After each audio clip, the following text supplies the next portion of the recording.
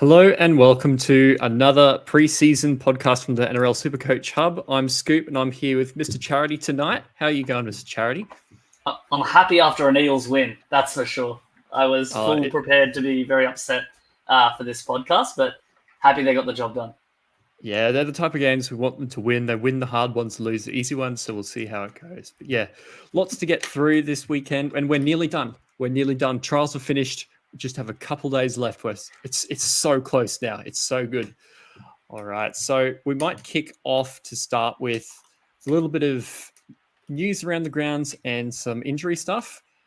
I just wanna hug poor Tommy Gilbert, man. He's done himself a reverse Pappenhausen. Like NRL physios come out and said that's an ACL mechanism. You can see the bone shift. La la la. It's a big blow for the Dolphins to just lose one of their main guys for the year before we even start, and they don't have a lot of time to adjust. Do you see how do you see them changing it up? I guess before. It's a tough one, honestly. So I think we're going to see maybe some more minutes out of Flegler. Jared Wallace maybe comes into it, but he's more expensive than Flegler, and is probably going to be playing off the bench if he is brought in. I think it might impact Lemuelu a little bit. He may actually jump into that starting side now, but we're just going to have to wait till Teamless Tuesday, honestly, because it could go anyway. Yeah, well, there's a couple guys in that Dolphins side that are going to be relevant. There's a few things, but we'll get there. Next up on the list, we had Taruva go down this morning, the World Club Challenge. It looked like he dug his knee into the ground, had a bit of an issue there. Did you watch that game this morning? I wasn't up. Did you make much of it? I didn't see it. I'm not sure if I missed the replay, but I saw him jump over the side of the field to try and throw the ball in. But I didn't actually see him roll his ankle or whatever it was. But he seemed to be in a little bit of pain, so who knows how long he's going to be out for. I think the Supercoach question that comes off the back of that is, do you shift May to the wing and then bring Peachy in like you did during the game? That's going to be really interesting to see. So, yeah, it's going to be interesting to see how that one plays out as well. Yeah, it's definitely going to be a factor because we had something that we don't often get. We had Mitch Kenny out there for 80 minutes and getting 59 tackles, which was probably not enough to get us interested. Obviously, it's Mitch Kenny. We saw what he did last year, but yeah, I think Penrith are going to have to decide what they want to do with their backline if Taruva's out for a while. I think he's not supposed to be too serious, so it might just be for a round or two, but we'll have to catch up on news for that as it comes through. Who else got injured this weekend? We had Loiero hurt his hand or something near the end of the Storm game. Did you catch that? Yeah, I saw him coming off the field and holding his wrist, or maybe it was like a thumb or something. He seemed to be in a bit of pain, which was strange because I didn't even really see what it was. Yeah, there's just been a couple, and this happens in the trials we saw last year. There were just a couple of key injuries. Granted, not to as many Supercoach relevant players this season, but yeah, we got through most of the trials without too many of these injuries. So fingers crossed we've got a healthy side for all of us round one. Yeah. Probably the last major one we'll cap off with to finish with the injury news is Cohen Hess. He's hurt his knee as well. We're not sure what it is at the moment due to the mechanism. NRL Physio reckons MCL or ACL. So hopefully, fingers crossed, it's not the second and we'll see him back at some stage. But yeah, coach came out and said it's pretty serious. So we might not see him for the opening month or 6 weeks or something. And that brings up a couple of spots actually in that. But we'll get to that when we get around to the Raiders and the Cowboys games. All right. Any notes from this week, I guess, throughout the weekend before we jump into the games? I mean, it's probably more of a play-by-play when we get into the games, but there were a few games that I watched where I'm like, this person is 100% now in my team, and a few left fielders that I'm throwing into my team that I think everyone's going to disagree with me on. So we'll just see how the reactions are in the comments. Feel free to roast me as much as you want when we get to those takes. It'll be good. We'll do some devil's advocate, for and against. Sounds good. All right. So to start off with, we had honestly not a greatly relevant game. We started off with Rabbitohs and Roosters. Both those teams have flown off to Vegas, and I think the only player that's played NRL recently in that team of any significance is probably Braden Burns. We had a couple of the reserve guys doing pretty well. But I mean, is there really much we can take out of this game? I think other than seeing Dylan Napa running around again, I didn't see too many things to find relevance in. I'm surprised he wasn't sent off already just for running on the field. No, I think, look, nothing this year SuperCoach relevant unless there's serious injuries that we're going to see. I can't believe Braden Burns doesn't have a first grade contract. Like, he's so skilled, but just seems to get injured all the time. But when he's on the field, he's just so damaging. I think the one player that I think is interesting, but is just behind so much talent, is that number 11, Ross from the Roosters. He just seems like a bit of a goer. So I can't wait for him to hit first grade, because he seems like he's going to be, he's got SuperCoach written all over him. Just constantly tackling, constantly going, constantly line breaking. So, yeah, I liked him. Be good to see him. But, yeah, I mean, the Roosters have got such depth. They've got Wong, we've got Tupouniua, we've got Crichton, and we don't know who's even going to start for the year. Yeah. So you put all the others in, and then you've got Nat Butcher locking one down. It's going to be a tough ask for him to get in anytime soon. Yeah. But, hey, who knows? If some of them run off to rugby and stuff like that at the end of the year, maybe there'll be a shift. We'll have to see in the next couple of years. All right. We might just move across to the next game, honestly. Not too much to note from there. Nicho Hynes was missing. He came out, and do you remember what it was? It was basically just a little niggle that he was just going to keep quiet and make sure that he was fully right for round one. We got to see Trindle leading them around, paired with Daniel Atkinson. So that actually tells us probably where their priority is in the pecking order. How did you find Trindle? How did you find that Sharks halves pairing? Look, Trindle was not anywhere near where I think we were all expecting him to be. I've been playing around with the idea of having him in my 5/8 spot maybe. But I didn't see enough out of him. And this game was just so sloppy to watch. There were a few really good moments, and I thought, this could be an interesting game. I barely watched the second half. I just watched like the KO mini of it, because I couldn't sit there and watch the quality of game that they were turning up after last week, both putting on a pretty decent performance. So Atkinson, I like what I see out of him, but just not for me first grade ready. But yeah, Trindle, a little bit disappointing from where we were expecting him to be. Yeah, I don't remember what he ended up on SuperCoach points wise, but I think he was like half of his points were coming from goals at one point, which was not a good sign when you're trying to force your way into a SuperCoach team at well. Do you want to know what they were on? Do you want to know what they were on? I think he was like 10 or something, and half of them were goals. He was 15, and Atkinson was 9. So not a very good showing. No, it's not what you want to see from starting halves. You can just tell they didn't get a lot of high quality playmaking done from there. But yeah, their backline, they've gone with Talakai. Iro's going to have to bide his time. We've got Blake Blayley. Cameron McInnes actually came on at hooker for a bit, didn't he? For a while. Does that bring him into any sort of interest for you if he's going to start at lock and maybe even play some hooker? Or do you think Blake Brayley's always played 80, he's always just going to do that? After seeing the pass he threw to Puru in the dying minutes, that was I think his hooking days are maybe over. But no, I think he's a pretty good option to come in at number 9 if you ever want to give Brayley a break. After seeing him last year, though, he seems he can do it. It just depends on how many teams shift to that. Hey, let's have an 80-minute hooker, or let's not do that anymore, and let's have the 2 hooker approach. Cameron McInnes is an easy swap in to that spot. So, yeah.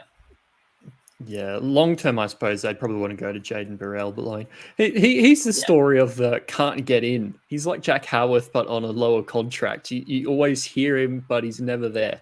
Blake Braylor just refuses to get injured, man. Yeah, exactly. It's crazy. It's crazy. I saw some really good performances. Like one of the performances that I did want to call out was Royce Hunt. Even though he didn't really score super well, I think it was like 40 points, SuperCoach wise. Just everything he ran with was with venom. So that seemed really, really good. I liked what I saw out of him. It was good to see Crichton actually playing and like having a couple of runs, but I think he didn't stay on for too long. He seemed like he was limping at one stage as well. So that's just a quiet watch there. The question I have is, what do you think they do with Sherry? Because Bronson Xerri has been playing pretty well in both trial games and played pretty big minutes. Do you think he gets the starting spot over like a Tracy, who we haven't really seen, or what do you think? Well, just because we haven't seen Tracy much, I do think that we're probably going to see Xerri first.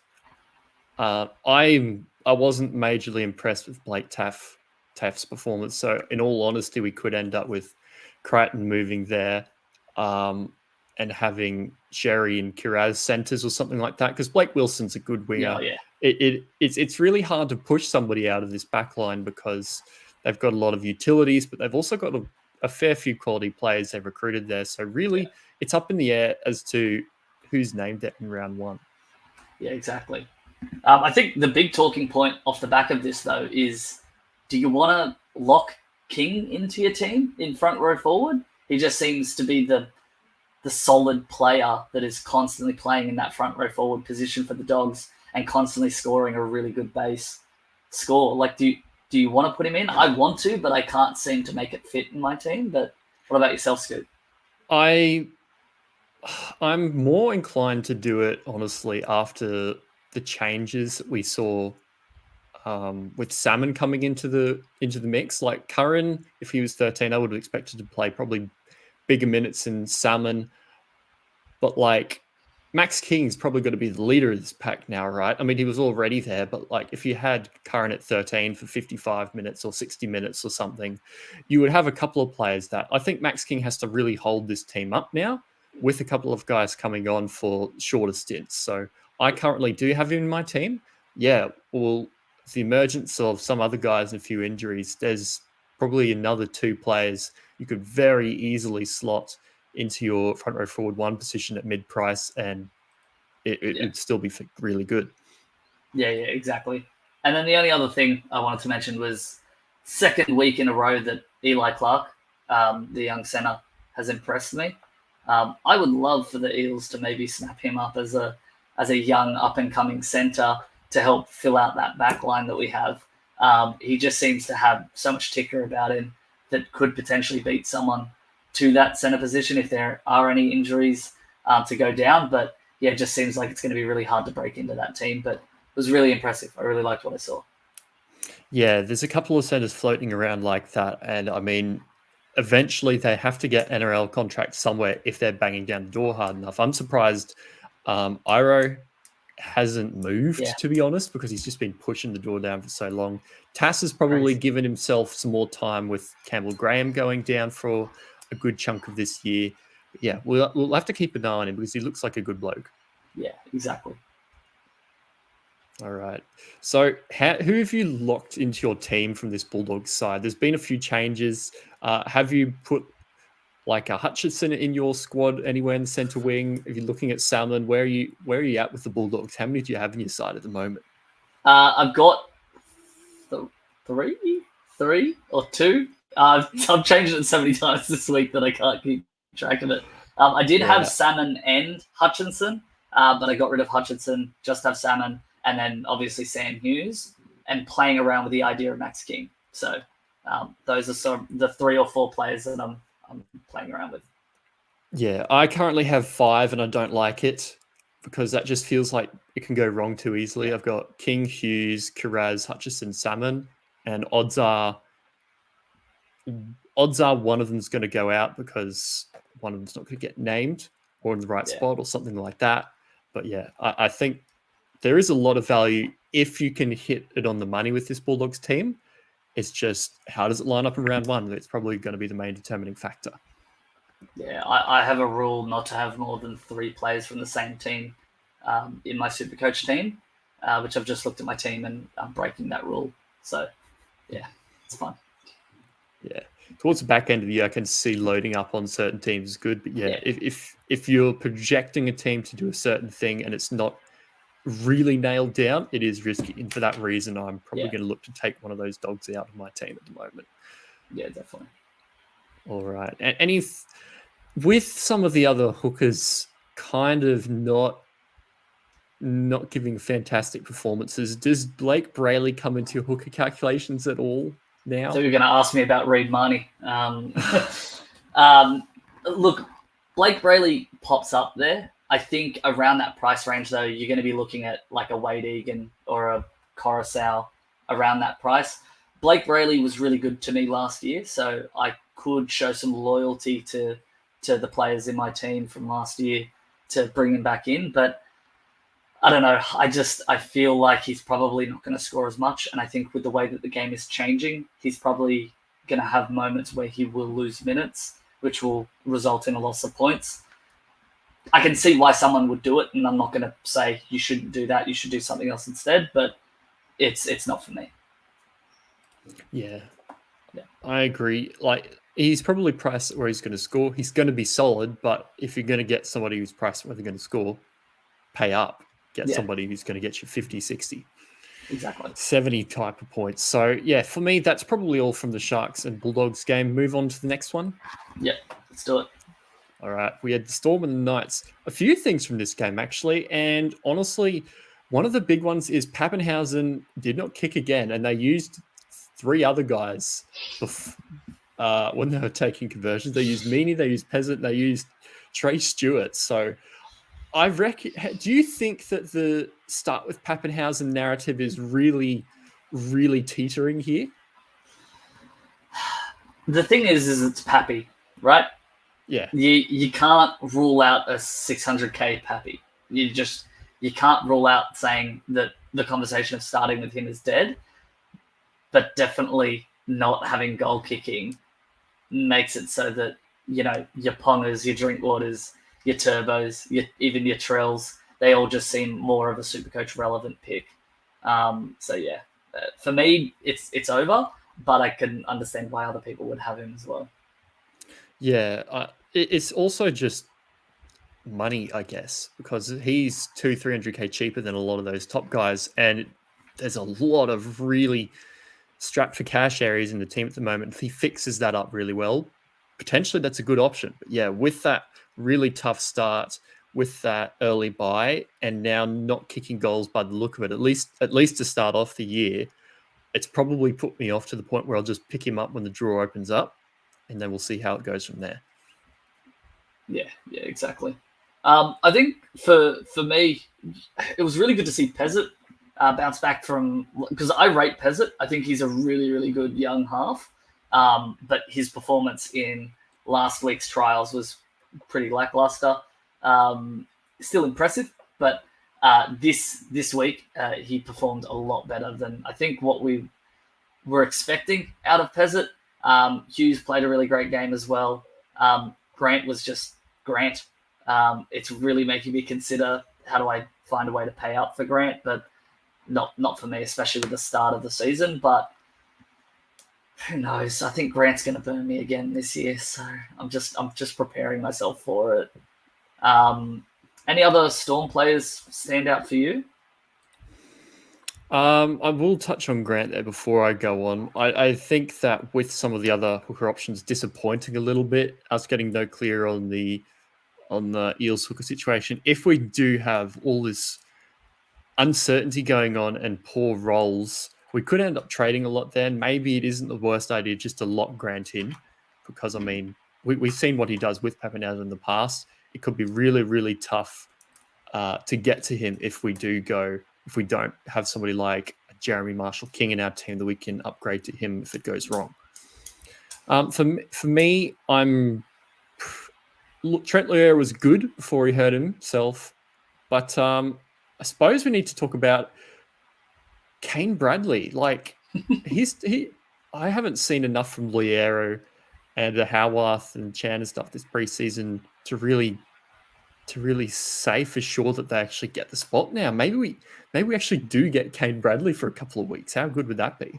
He's in my team. He's already locked in. He's my what is it, 7? CTW 7. He's there. He's sitting there nice and comfy and resting, getting himself ready for round 1 against the Panthers. We'll see. We'll see how he goes. That could be a last-minute trade later on as the weeks get closer. But, yeah, no, he seemed to be really impressive. I didn't even know he was an option that was there. We were all talking about Blore and Howarth and Liero, Katoa. Katoa played really, really well in this game as well. But, yeah, just Bradley out of nowhere, and now he's apparently a SuperCoach option, which is just what I wanted to see after, especially some of the other news throughout this week. Yeah, it's a welcome surprise. Yeah, if Liero does end up missing a couple of games, who do you think moves lock? Do you think we just get Josh King back there, or are they going to maybe put Blore there? I would say so. I don't know if Bellamy has enough trust in Blore yet to throw him back there. Bellamy seems like the type that rewards players who have helped him in the past. So I would say King goes back there. You either move Nelson back in, or is it McDonald, the other front row forward that they've sort of had in and out of the team. There's a number of different options that they have there. So Karma Kamitha and Welsh can be the starters. And then, yeah, just make sure you've got a decent rotation off the back of that. So, yeah, that's probably what I would go with if I was Bellamy. Yeah. There's a few things that could happen with that, but I mean, it's really going to be those main 3 options at this point. It's going to be Bradley, Grant, and Pappenhausen, and then maybe we end up with like a Katoa or something as a bit more expensive one we can use to branch up to the top guys. But yeah. I suppose it's less of a worry now with Fafita injured. Like, we haven't got this Titan starting. What if he starts getting 100 every game with this really early draw? Yeah. I don't know if it's that big of a risk now to just run all your mid-ranges without having like a sort of expensive guy there. Yeah, no, of course. I mean, after watching a few people that are sort of on the higher end, it did make me really consider, like, do I go the gun 2RF? But yeah, I don't, not for me right now. But we'll see how we go. Anything else on the Storm, or do we want to talk about the Knights side? Yeah, I think that's all we can really eke out of the Storm. The Knights will be interesting because Dylan Lucas does not want to lose that spot, but Kai Pearce-Paul is going to be there. I think I'm worried, honestly, about starting with Kai Pearce-Paul now because like they look like they're going to split minutes, and even though he's cheap, if he comes off the bench playing 30 minutes, you don't want that. Hey. No, he's been in and out of my team after watching how that played out and how well Dylan Lucas performed in the last week's trial. It's not for me. I mean, maybe he'll come out and brain it, but no for me. No from me. Yeah. Adam Elliott probably not doing his chances of being a SuperCoach option a great deal of help this week, you'd say? No, definitely not. Not what we were wanting to see out of him, especially valued at 500 and something K. Not the best. I think who did put their hand up to say no, listen, this is my spot was Tuala. He played pretty well on the wing. So you've got Marju on one end, and it was up to Tuala or Milk Boy Thomas Jenkins or Armstrong. I really like the look of Armstrong, but Armstrong just made a few errors in this game, a few poor defensive reads. So I think Tuala has really stamped himself into that position, which was really, really good to see. Who else was good from that game? I mean, for the Knights just seemed it to the point where I was kind of almost unimpressed with what I saw out of the Knights, to the point where I'm playing around with not starting with Ponga. I know that's probably blasphemy to say here in this SuperCoach world, but I can't let him hurt me again like he did at the back end of last year. So I think I'm just going to lock him in out of fear. But yeah, I wasn't really happy with what I'd seen out of the Knights. Could just be trial though. So Yeah, well, we had Ponga absolutely carving up at the end of last year, but the team was lifting around him. We saw on the other end of that, Drinkwater was benefiting because he was carrying the team a lot of the time. And I mean, today, far out, he looked pretty similar. But yeah, Ponga and Bradman best, probably the two ones I'm still happy to have in your team to start the year. But yeah, I'm a little bit off the Knights if they're going to put up those performances. Some people are saying, "Oh no, Knights are still good. They'll be top 8, pushing for like 5th, 6th type of thing." And some people are like, "Nah, they're going to fall out." And honestly, it's a win for the guys who weren't so hot on them. So it's a kick up the butt to see if they can turn that around and come out strong in round 1. You know who I've traded into my team after this game from the Knights was Leo Thompson. I keep hearing chatter around, is this Leo Thompson's year? He seems to be standing up, and I think he seems to be very clearly above the Saifidi brothers. Maybe we see a bit more minutes out of him. We see him stand up as a bit more of a performer. This could change come round 1. This is one of those takes where I'm not too sure how this one's going to play out, and maybe I just spend the extra money to go to a Max King, or maybe even a Cotter with the news that's come out today. So I don't know where I'm landing, but right now, Thompson's in my team, which is an interesting turn of events that I didn't see coming. Yeah, I think what it would take for me to take Leo Thompson would be a noticeable boost in minutes and leadership, because we were hoping Elliott would, didn't work out great. And also Brayley being out with hamstring, potentially not for very long. That was probably the two things that were helping us, and along with the minute split from Typeace Paul and Dylan Lucas. So we need a lot to go right, I think, for it to happen. And for me, I've just got other options I'm interested. Yeah, no, definitely.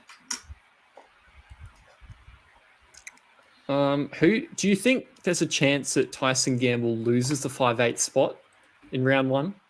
I think it's close. But I think there was one pass he threw where I turned to my friend I was watching it with and was like, pretty sure he just threw away his number 6 jersey there. He just threw the ball to absolutely no one as they were almost going to break down the right edge. I would put Cogger in there if it weren't for the end of last year and how well he performed. I think you've got to keep him in there based on loyalty, but if he has 1 or 2 bad games, Cogger, welcome to the team, I think is what's going to happen at the Knights. I think I agree. Like, you've got to show they performed so well at the back end of last year with that setup. And I mean, why change something based on 1 or 2 games where he had an off day in preseason when everybody's still rusty? So I think they probably do run with it for at least a few rounds, see how it goes. If he does continue to just not show us a lot, well, I mean, you've got 2 other guys who are banging the door down to potentially get there. So one to watch, especially if it's Will Price at some point. But yeah, so probably not relevant for SuperCoach gamble, that is. But yeah, one that might shake up the Knights team a little bit and how they play. It's a gamble I won't be taking. Yeah, that's for sure. All right, we get to the New Zealand team with the guy that Roger Tuivasa-Sheck. Roger Tuivasa-Sheck. Oh, Roger. I'm beating you to it. Foot wrong. Oh my God. When he linked up with Sean Johnson, it's the stuff that would make grown men cry. It was so good to see. Sorry, continue the rest of the intro. I just had to get that one out. Yeah, I was pretty much leading up to Roger. And I mean, it literally is that Roger the Dodger, Roger the weapon.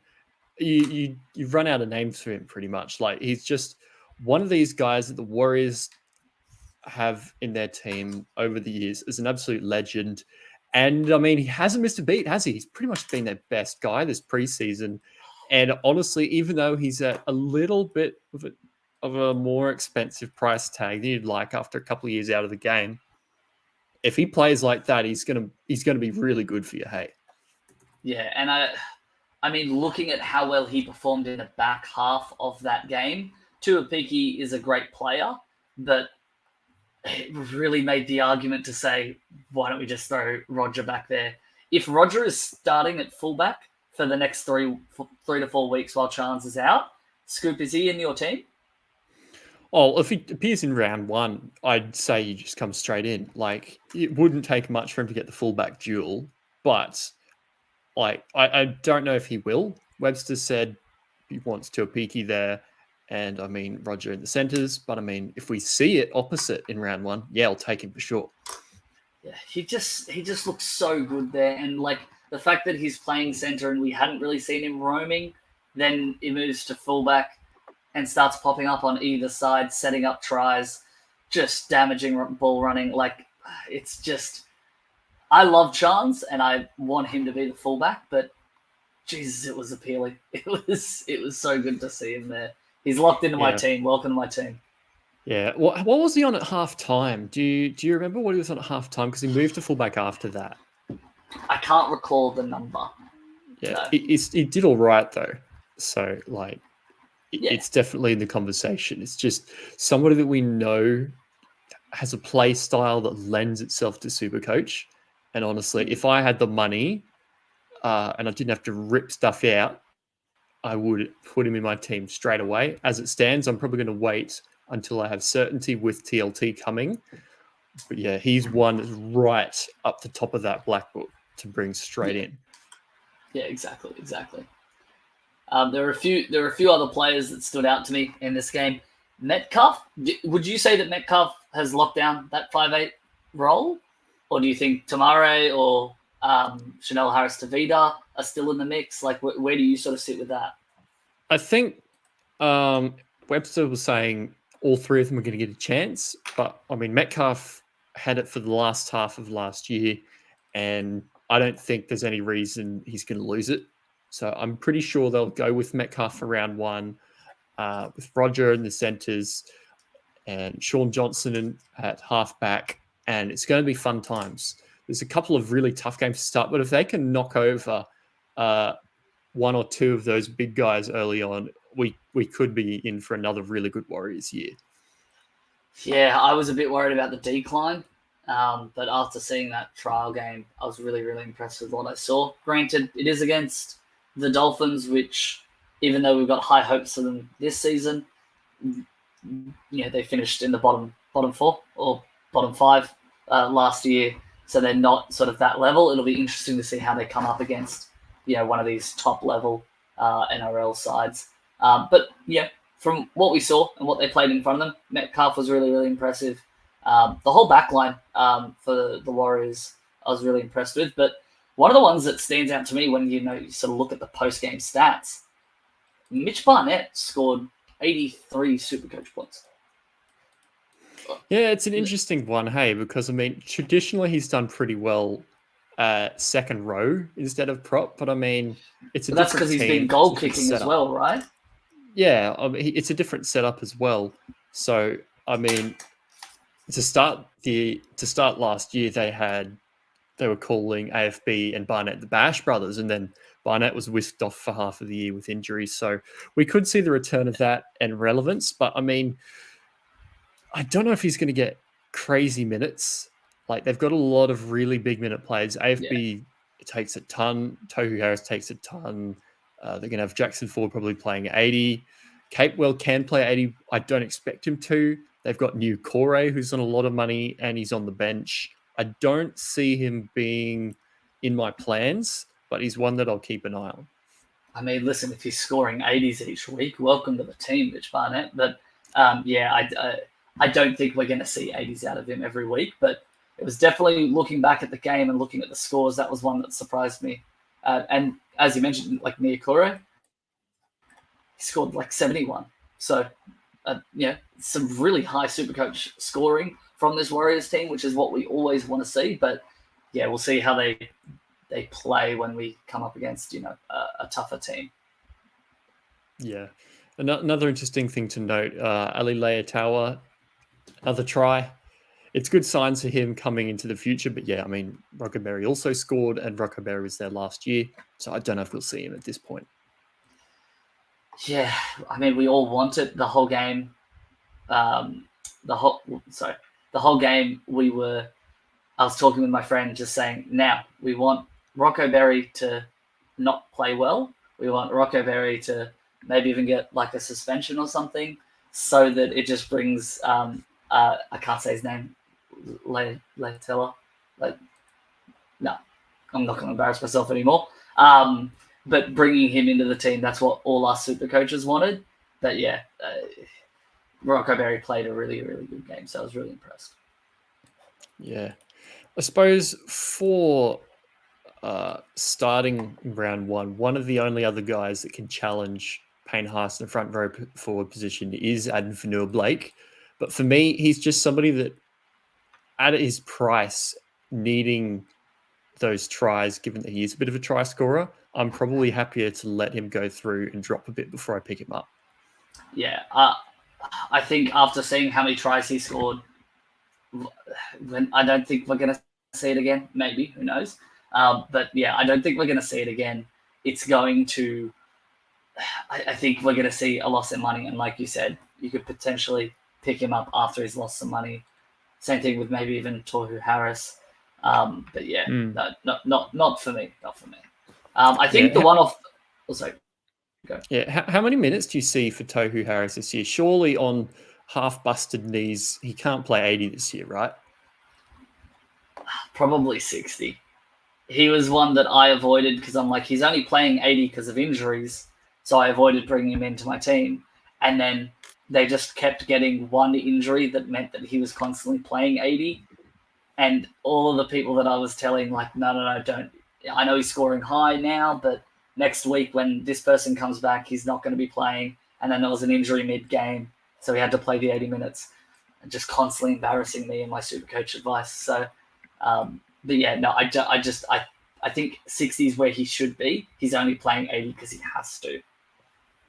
Yeah, I think Mitch Barnett coming back in is probably going to put a pin in Tohu Harris for now. But will remain to be seen. Anyway, Warriors are great. That's a lot of Warriors talk. Let's move over to the Dolphins. What's your read on Jack Bostock's stocks, I guess? I have this whole preseason been saying Bostock isn't first grade ready.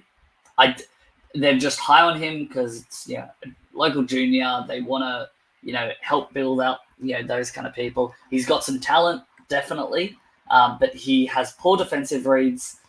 He seems to be not as strong in contact because he needs to build into his body. So that I'm just constantly seeing things that I'm saying no.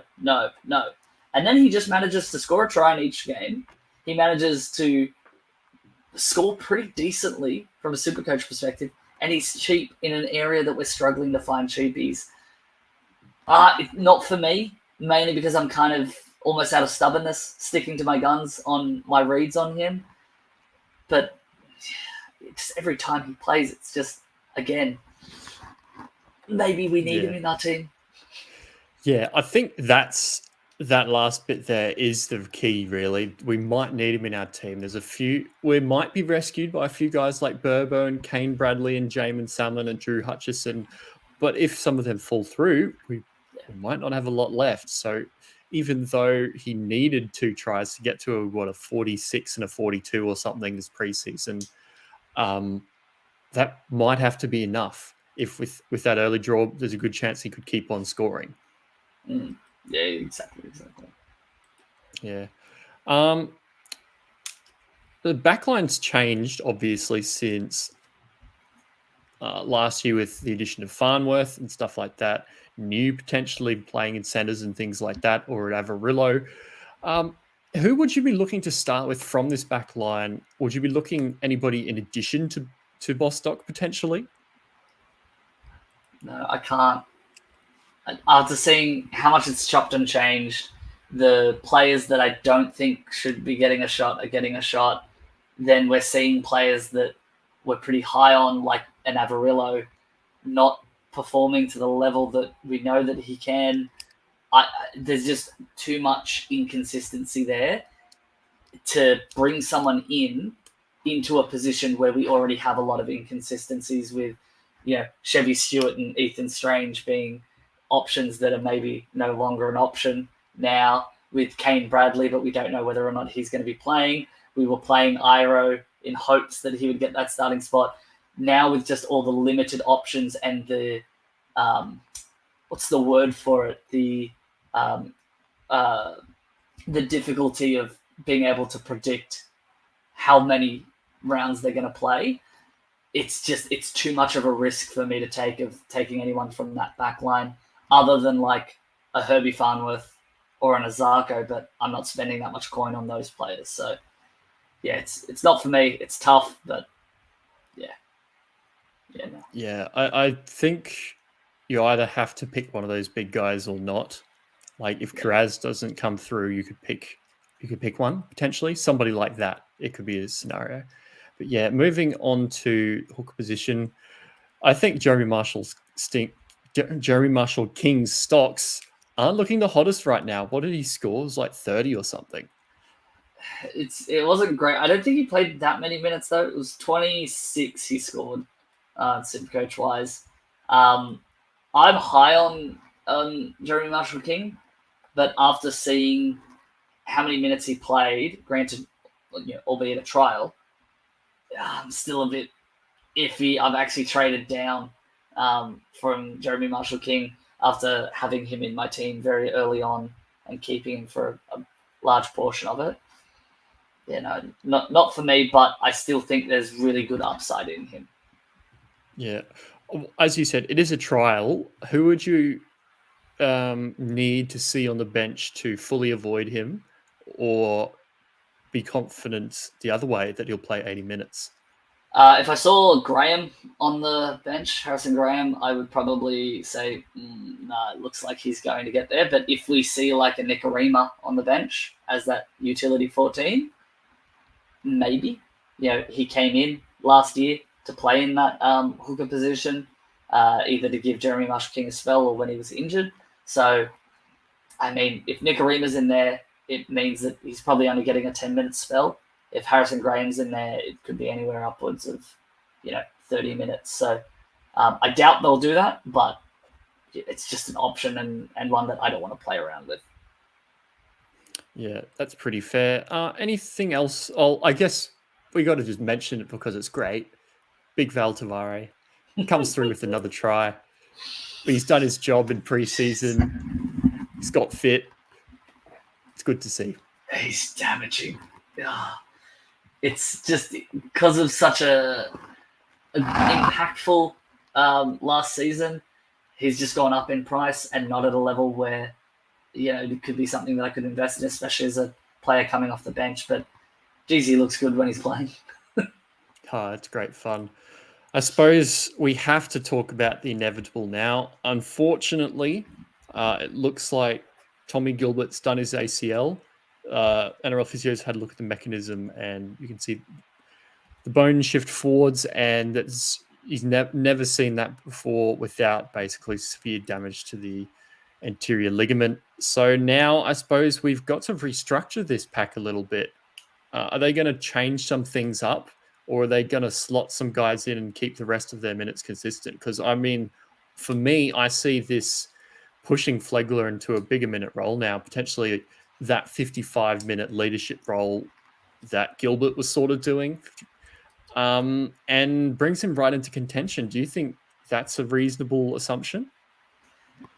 I think it's a reasonable assumption. The problem is we just don't know, right? So, we're talking about, well, now that Gilbert's gone, does Ray Stone start at 13? I don't think it's that serious, but the SuperCoach app is saying that he's got a toe injury, Ray Stone, and maybe out rounds 1 and 2.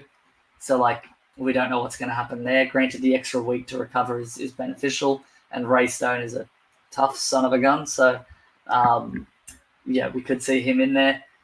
Like I mentioned at the start of the potty, Lemuelu comes into contention where you could potentially slot in, I don't know, like a Jared Wallace into 13 who can play that role and play big minutes through the middle.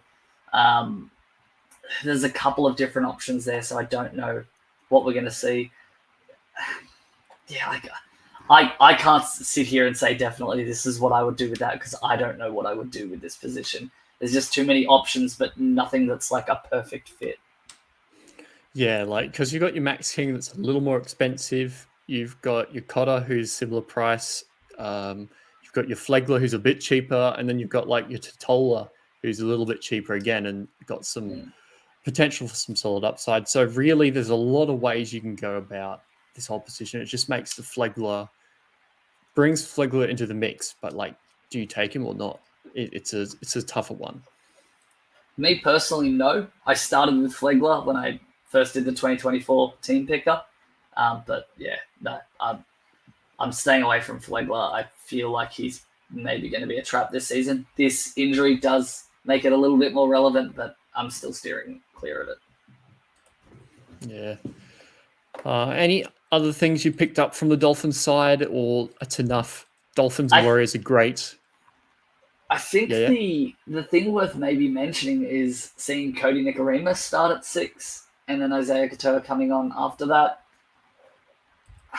Yeah, what was it? Nicarima said last week or the week before or something that he wants to be the 5'8" for the Dolphins. You know, I don't see them moving Katoa, but starting with Nicarima, maybe it's a sign. But they did also start with Herbie Farnworth on the bench, and with Gilbert and Kafusi on the bench as well. So I'm not reading too much into it, but man, if Nicarima was cheaper, it would be one of those gambles, but something that's like, it could be very, very interesting, but not for me. Yeah, he just did too well last year. Hey, you can't really do it. Yeah. All right, so that brings us to the next reserve grade game, the Seagulls versus the Broncos. We finally got to see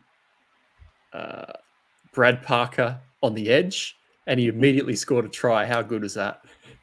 It's so good. It's so good to see. I actually missed the try, so I didn't see anything of it. I didn't even clock that it was Brad Parker. So when he said that, I went, "Oh, that's the one that I missed."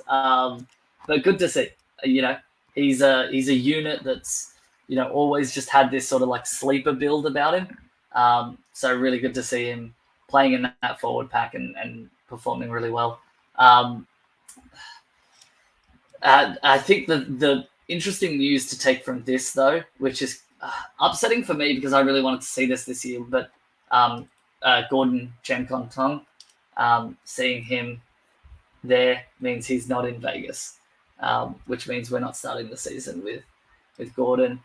I really want to see him playing. I really would have liked to have seen him have a crack during the trials, but it looks like they're going with Carl Lawton and Croker as your hooker rotation. So yeah, because you had Humphreys as well at 5'8", who's in that contention for the 14 role as well. Yeah, which I don't know if this is news that's valid that I heard, but apparently he's in a pretty good spot to actually snag that 14 come like round 2. They're going to go over to Vegas with him, but they're really, really contemplating putting Humphreys in there. I don't like it as an option, so I hope they don't go with it. And the fact that Humphreys was playing in this game is a bit more reassuring. But yeah, apparently he's impressing all the right people. So yeah, it's going to be interesting. Yeah, I think it was with Humphreys. Did you see that picture of him the other day? He looks massive. No, I didn't see it. You're going to have to privately DM it to me after. Yeah. There's a lot of good preseason photos that go around every year, and his was near the top of the list. Ooh. Great build. He's a strong bloke. Nice. I suppose really it's more. This game's more of who wasn't there than who was. So all these guys playing reserve grade. We had Sipley there because he's suspended. Yeah. I suppose with that, it's one thing we probably can discuss regarding the Seagulls team. How do you see their forward pack moving around, I guess, over that first month when Sipley's returning and you've got Matt Lodge about to come back and you've got Nathan Brown just being upgraded? Do you think Nathan Brown's going to get a shot for a few weeks what happens to him after that? I think what you're going to see is Paseka and Gerbo in the front row with Brown at 13, and then you're going to rotate in your other forwards. I'm trying to remember who's available for round one because Matt Lodge is suspended from memory. So you're going to have someone like a Ethan Bullymore, coming off the bench, maybe like Waddell to start, but he'll be probably the first one dropped. Who else? Am I forgetting someone else from that team? Yeah. I think so. Yeah, really, none of the guys that are particularly relevant, so probably doesn't matter as much. Yeah, exactly. But that's probably what I would do is Jakey in the front with Paseka, and then Nathan Brown at 13. He was really impressive, and now he's obviously going to be getting more minutes, which is good to see. So I'm happy for him. Yeah, it's good to see. All right, we might as well tackle the Sunday games now. And you got up early and watched it, the World Club Challenge. What did you make of the Penrith performance? It was. I think Cleary is one of those players who's very meticulous with what he does. Right? He's very. This is how I want to play. This is how I do things. This is the structure of it. Right? And it's not until he gets into the dying minutes where he goes, I can now start to be a little bit more creative, like we saw in the grand final. But to start games, he's very meticulous. And for some reason, just didn't want to kick it on tackle 5. So I reckon in the first 20 minutes, they were tackled on tackle 5 probably 5 times. It was very odd to see. They were even tackled like when they were at the 40-meter line, like not close to the try line. There were some pretty interesting calls made throughout this game by the refereeing. I don't know if it was influenced by the location at which they were playing, but there were some calls where I was very shocked by. Tough game. They're up against it. Penrith didn't play great, but we were robbed of a last-minute try at the end there. Granted, I think it's okay for it to be called a no try because they set it up as a no try. But the other try that Wiggins scored, technically to win the game, is, I think, atrocious. So, it was an interesting game. Yeah, we saw some good. We saw reasons why Wigan did win the Super League, though. We had Jai Fields and our Bevan French. They had some fantastic plays in there, and probably one of the best no tries we've seen in a while. But yeah, I mean, we're only mostly looking at Penrith SuperCoach here. And did you see a lot of relevance? I mean, somebody was ruled out just before the game, or in the last day or two before the game, wasn't it? Sorensen didn't play, did he? Oh, yeah, that's right. They had Eisenhuth come on. Eisenhuth played okay. I think for me, probably the most interesting thing SuperCoach relevancy-wise was Liam Henry. I pictured Liam Henry as someone completely different. So when I saw, I think it was number 20 on his back or number 16 on his back and saw that player come on the field, I was like, oh, that wasn't what I was expecting. So, he was pretty impressive, ran the ball strong, but I don't think scored very high SuperCoach-wise. But interesting to see him in the team, in that top 17. And what I saw was pretty promising. Not enough to bring him into my team, but it's definitely one to keep an eye out for, that one. Yeah, because you expect some of these really big reserve grade stat guys to be like really powerful machines like Terrell May and Jermaine Hopgood and stuff like that. So he sort of accumulates them a bit differently, and maybe he needs a bit more confidence in that role or a couple more minutes to do his job. Yeah, it depends whether he can snatch that spot over Eisenhuth, because when Sorensen's back, really it's just replacing that Leniute hole, right? Yeah.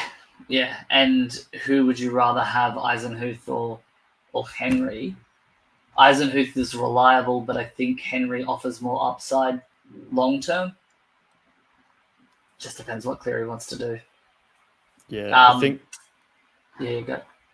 Yeah, I think they're going to start with Eisenhuth, to be honest, and Liam might get a look at some point in the year, and then that's going to be spot time to have a go at claiming that spot when the injury is refilled and comes back. So I think that's going to be what happens to start the year. A bit like Bellamy, you got to impress Ivan Cleary to earn a spot in that Panthers gun side.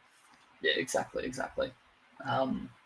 I think it'll be interesting to see if Lindsay Smith gets more minutes now that Lenyu's gone, or if they just keep his minutes the same. I feel like Lindsay Smith is taking Lenyu's role, and Henry or Eisenhuth is going to take Lindsay Smith's role. So it'll be interesting to see. I think do we bring back the Peach now that Taruva's injured? Like, no, how does that? How does that? Long. Yeah, that's. I don't think it was long enough term Taruva's injury. Yeah. We'll have to see. Do you think it pushes Taylor May to the wing though to start? Surely it does. They'll probably bring in someone like a McLean to go into that spot, but I mean, if they push Taylor May to the wing and then put Peach in at centre, even Alamotti. Oh yes, true. Like I'd probably expect Peach first though, surely, given what he did last year. But if you put Peach there, then does that make Taylor May not an option anymore because you've got Sticky Hands Peach out there in centre? Like, does that rule out Taylor May altogether? I don't think so, because I think his running kick returns. He'll have probably more running and have a few other ways he'll score points. But yeah, also just because it hasn't been confirmed yet at the time, but I don't think it's supposed to be too long. Yeah. It wasn't too serious to Rivers. It might only be a game or two. And then we'll just resume the value that was going to be there already in preseason. Yeah, that's fair.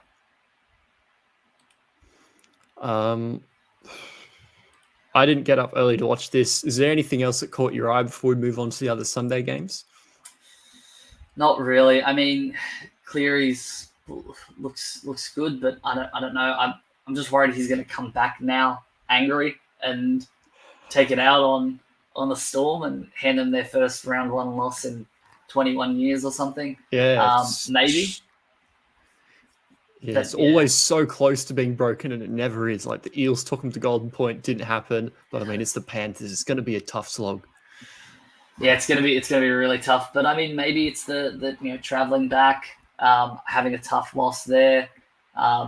Maybe that affects them. I think the one thing to take from this as well was I can't be too harsh on it, but Jack Cole, the replacement 5'8" for Luai. I wasn't impressed by him. I don't think he understands the system as well. But I'm not going to be too hard on a kid that's just starting into this juggernaut of a team. But yeah, there were a few things that made me worry for if there is an injury in the halves for Panthers. The depth in that role. I mean, Laurie can come in and play that, but he's very error prone. So. Yeah, it's tough. Their depth in the halves now that Cogger's gone is a tough one. Yeah, I suppose it has to be seen how Schneider goes in the system. They've got a couple of guys, but the quality of the third guy might have dropped a bit. Yeah, exactly. All right. We might move on to, well, I won't say Spoon Bowl preview, but it was like that for last year. We had we had the. Oh, did we cover the Tigers game, or did we miss it before we skipped? No, slack, I say. Missed it. So we'll go back to that for now. Dragons actually kind of did okay in this game, to be honest. They had some really nice looking plays. And I mean, I'm not a fan of Zach Lomax on the wing, but he scored a try there. I think they looked pretty fit. Sully was damaging. Hey, was Ravalawa on his side? No, yeah. No, I don't think so. I think it was Bird and Ravalawa and Lomax and Sully. I think, but I could be wrong with that one. Yeah, that's what I would have thought. But I didn't watch, but the tries were scored on opposite sides, so I wasn't sure. Yeah, Sully either way looked very strong. got over for a try, busted through the line. I mean, it's silly. He's not generally the craziest Supercoach relevant guy, but I mean, if the Dragons are going to play a tiny bit more expansive this year, it'll be interesting to see what happens. Yeah. Lomax keeping goal kicking. Did you see much of an improvement from Flanagan in his role to get you interested again, or really there's other options? So here's the thing that I saw with Flanagan. Supercoach wise, no. Team wise, just was there, right? You know, like Jonathan Thurston, how he was always there where he was like needed. He'd just pop up there. Flanagan, even when it wasn't something that really mattered too much, like there was like a knock on and the other team was trying to like regather it, even though if they regather it, it's a knock on. He was just there ready to tackle, or he was backing up in the play and making an important tackle here, there, and everywhere. He just seemed to be really digging in and giving it a red hot crack.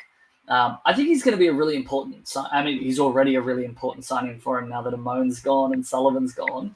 But I think his combination with Ben Hunt is going to be interesting. I think what we definitely need to do is call a chiropractor for Ben Hunt for carrying this entire Dragons team. My Lord, he looks good.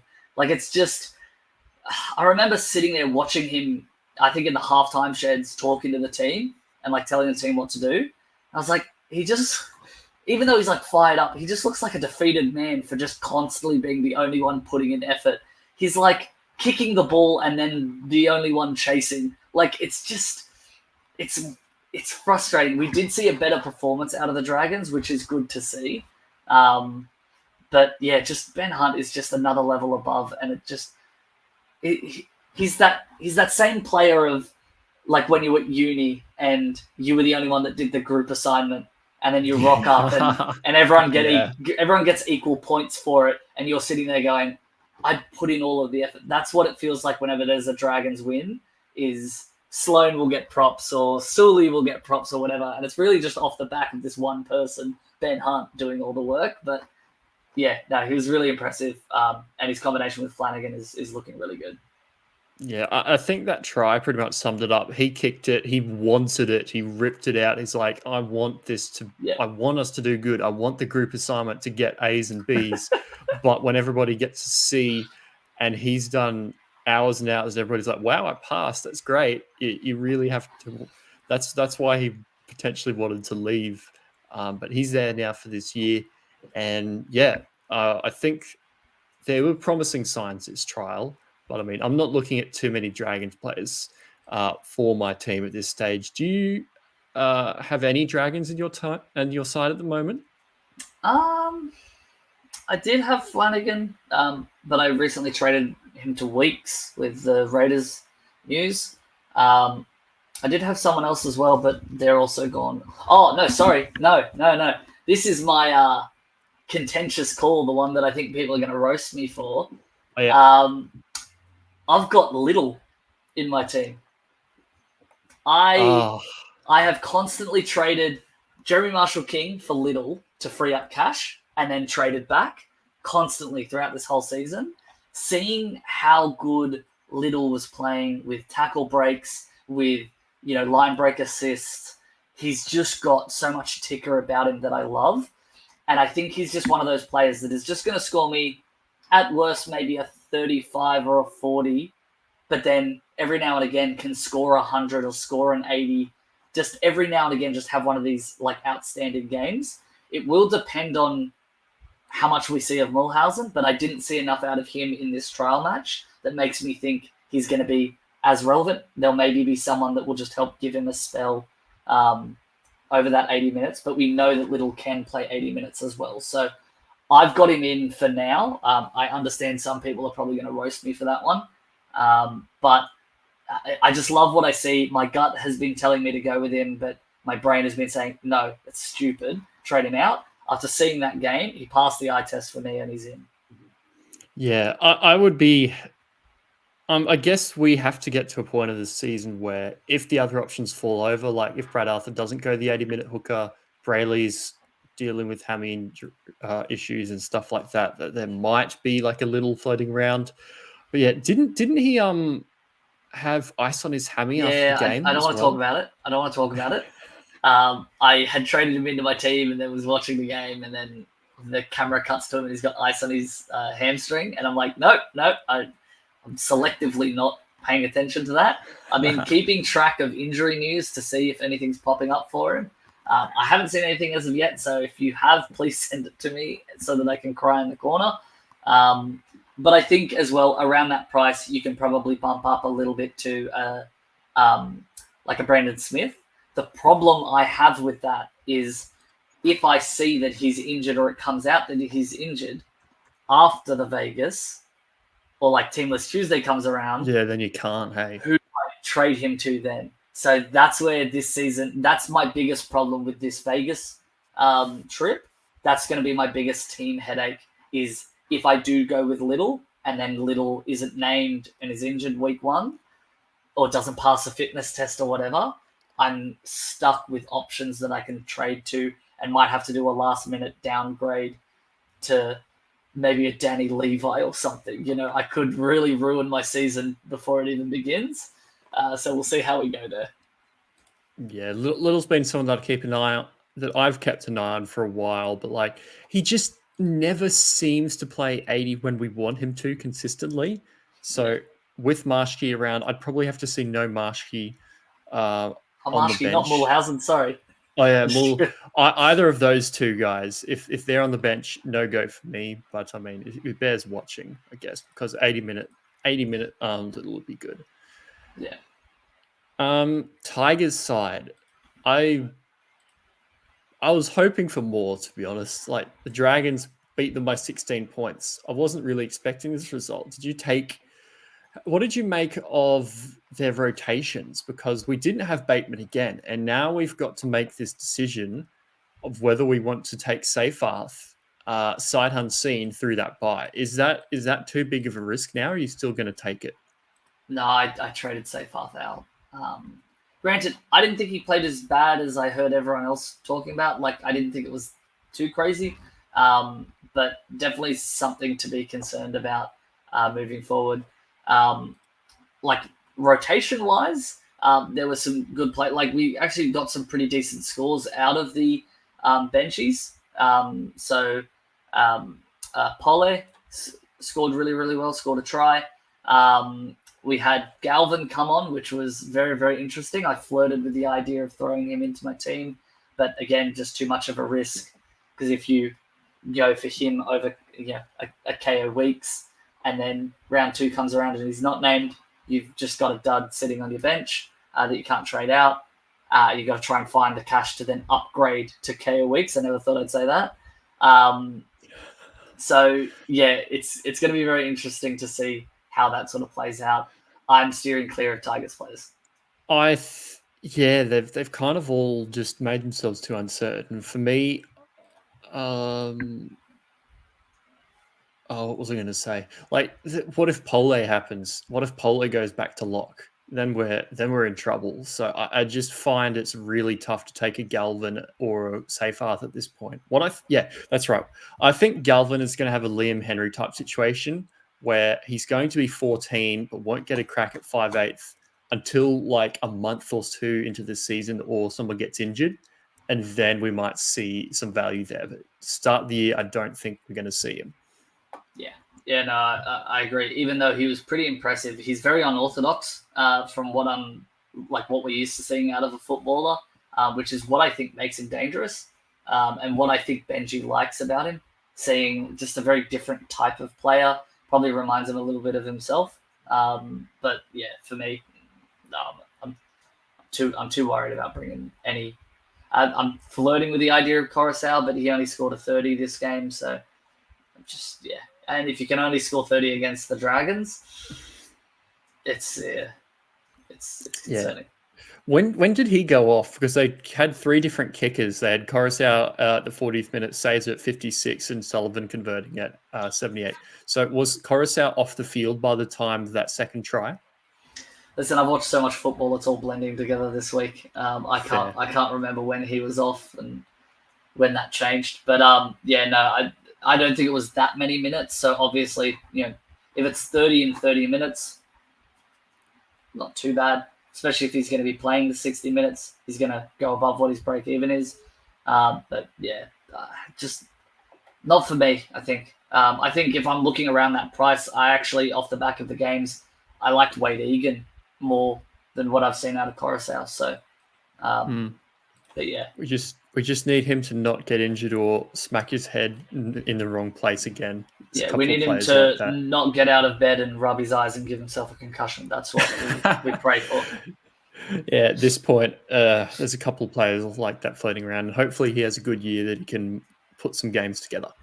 Yeah, I think what was really impressive was Stefano Udikamanu. Hasn't he stepped up as just a leader? Like, you've got David Clemmer in the pack, who's a legend of the game, but Udikamanu just makes him look like he's just like not to offend anyone, but like an Alex Twal, just like a player that just sort of gets through their work and gets on the field. Udikamanu, I was just so impressed by him this year. And he was someone that I started with last year and just saved me in so many different ways by getting a 30, 40, 50 every single week for me and popping into my front row forward whenever I needed someone to replace whoever was on the bye. He's just such a good player. He's not SuperCoach relevant this year, I think, because he's around that 500k mark. And he's maybe going to even lose money based on how many minutes he's playing. But yeah, for me, it was really, really impressive performance.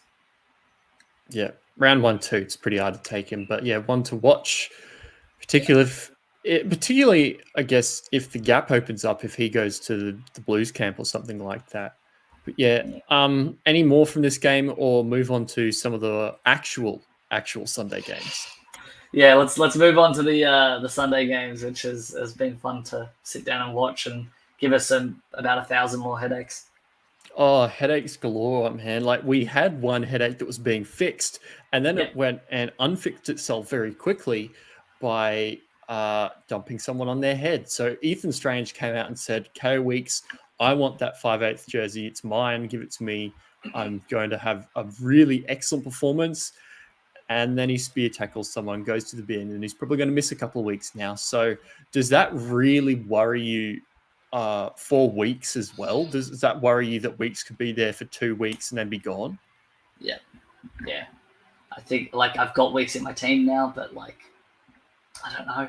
I don't know what to do. And for me, it hurts even more because after Strange's first try, right?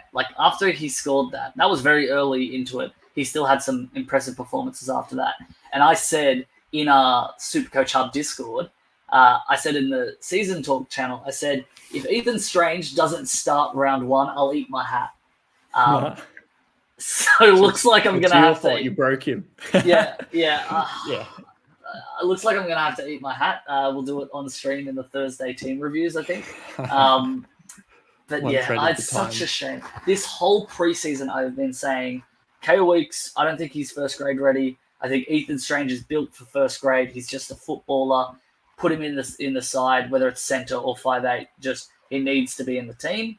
And then I see this game and I'm like, I told you everyone, he's going to be there. He's a great player. And then as soon as I saw the penalty for the tip and I was like, oh, that was a pretty bad tackle. And then I saw the 7 and I went, oh no. So It's just thrown such a spanner in the works. I think the one thing that we probably can take from it is it looks like we'll probably have Schindler? Schiller, potentially now. Will at least be there for round 1, hey, in the sentence. Yeah, so he'll be there. I mean, does Chris then take that spot? Hopewadi goes back to the wing and Rapana comes in. But then you've got Savage, so it's just there's too much uncertainty around that. And now with the performance that Strange put in, and then does he then take Week's spot? There's just so much. Honestly, it's really put me off nearly that entire Raiders backline. The only one I would want to take is Nick Choptrich if he manages a wing spot. But Rapana, does he just go back to wing eventually? Because didn't he say last year, I don't really want to be a fullback anymore. He's been said to have won that spot, but you've got that risk. Then you got round 2, you've got Chris coming back to that push stuff around, and potentially Ethan Strange a round or 2 after that, depending on whether they charge him with grade 1 or grade 2. I have no certainty with basically any of these 1 to 6 until Fogarty in 7. I think that's the only thing I can be 100% certain on at this point. And at the moment, I just have the one of them. I got Weeks, and I'm still not real happy about it, given that how well Strange played. Yeah. Can we stop talking about this because I'm getting a headache? Like it's hurting my brain just thinking about like what I'm gonna do in that position. It's just so. It was just so close to being perfect. It was so close to being what all of us dreamt of. And as Guru said on I think it was Twitter, it's just a kick to the private parts. What we've seen out of that, it just hurts. It really just opens it up for so many things, so many different types of teams that you can play around with. One that has given a little bit more certainty and a little bit more hope for SuperCoach is locking down a 2RF spot. Morgan Smithies tackled his way back into my team. What did you reckon of that? Yeah, I'm going to be honest. I forgot that I was watching for him and I was paying too much attention to the Cowboys players and Strange and all of that, that it wasn't until I think 20 minutes in, they shifted the camera to Morgan Smithies and I went, oh, that's right, I'm supposed to be watching this guy. I had too many others that I was keeping an eye on and amazed by the fact that the Raiders got off to 2 tries straight away and then seeing Drinkwater's hands and how good they were. Oh, it was just. I've got so much FOMO now. Those were beautiful passes. I think we're going to have a very serious chat when we get to the Cowboys players about it. But yeah, it was just I was paying too much attention to the other things that I didn't actually really get a good look at Smithy. So I'm going to have to rewatch the game and look at what have a look at what everyone else has been ranting and raving about because he is in my team. He's on my reserve. So yeah, we'll play around with that and what that looks like. But you were impressed by what you saw? I think he's just got enough base at his price to be really valuable. Like if he gets off to a solid start with no horse there, chucks his break even down to say like a -10, -20, makes like 60, 70K first week, and then still makes some half decent scores the next while, even when horse is back. He's done his job. And I think it's enough. Yeah, exactly. I think one of the other players that sort of impressed that I don't know if you can bring him into your team, but was Trey Mooney. He played really. He's the only person other than Smithies that made over 20 tackles, I think, in that Raiders team. So performed really, really well. Oh, sorry, Hosking also had 25 tackles. So yeah, really, really interesting to see how that sort of the back rowers play out over the next couple of weeks. But yeah, Raiders players, it's just one of those things where I'm trying to steer away from now just because of the inconsistency. But Smithies is in my team just because of how cheap he is, but how much upside there is potentially there. Yeah, it's the return of Ricky's random roulette, isn't it? This season's come back in full force after Horse fixed it for a while. So yeah, we might be in some pain, and it's best to be avoided. But yeah, so I think it's time to finally talk about that man, that fantastic Cowboys man with fantastic hands. Drinkwater, those were beautiful passes. Like we had Boyd do a fantastic pass over the top to the right, but Drinky did it twice, and he was gunned last year. What are your thoughts on starting with Drinky? After seeing that performance, I did it, but then I reverted it just because I'm like, hang on, don't be too quick here, but let's do this. I traded Ponga for him because I'm starting with Ponga Turbo, and I remember us having that fullback chat about do you start with Turbo or do you start with Drinky? Yeah. Well, I'm considering starting with Turbo and Drinky over Ponga. That was in my mind that whole time when I saw those two passes. I was like, these two out of these three, which two out of these three?